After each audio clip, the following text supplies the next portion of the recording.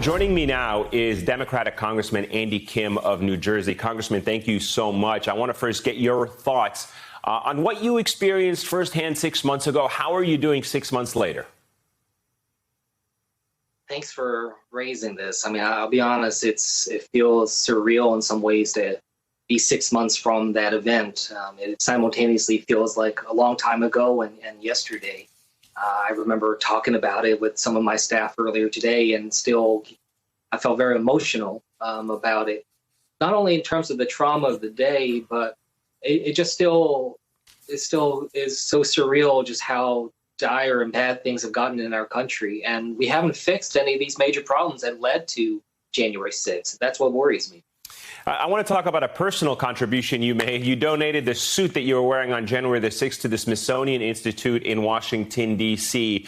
Why did you do that? And what do you think is the most important thing for Americans to remember about that day? Yeah, that day started off as really a day where I didn't expect anything like what happened to occur, of course. And, I was wearing a blue suit that I bought to be able to wear to Biden's inauguration. It was a new suit that was going to be one that I get to wear to a very celebratory cause. And when I wore it on that day for the Electoral College count, it ended up being a suit that really took on very different memories and different experiences for me. And certainly for people around the country who saw that photograph of me cleaning the floor of the Capitol, it was a suit that many people saw that in some ways gave them a sense of where do we go from here, about what happens next, about how we heal this country, and about literally picking up the pieces.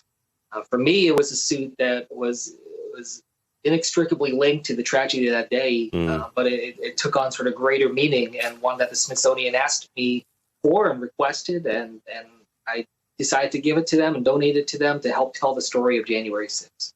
Let's talk, if we can, about the unanswered questions with what happened that day. The House of Representatives approving a select committee to investigate January 6th.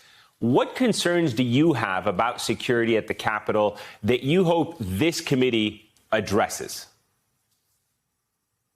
Well, first of all, we need to know, are the problems that led to January 6th, the security gaps and the exposure, is that something that's been fixed, or is that something that's going to need significant more attention to? So there's the technical aspects of it in terms of just the day-to-day operations, and the fact that one of the most important buildings in our country was left so exposed. I mean, this building is literally the Capitol is literally the physical manifestation of our Constitution. It is the embodiment of Article 1.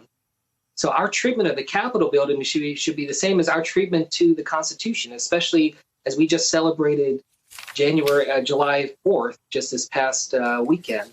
We should recommit ourselves to.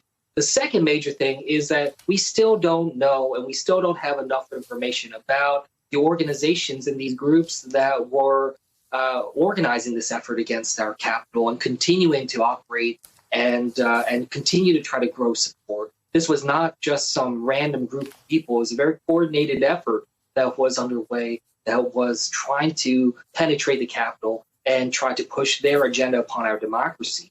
And we need to learn a lot more about them and understand what it is that we need to do to stop them.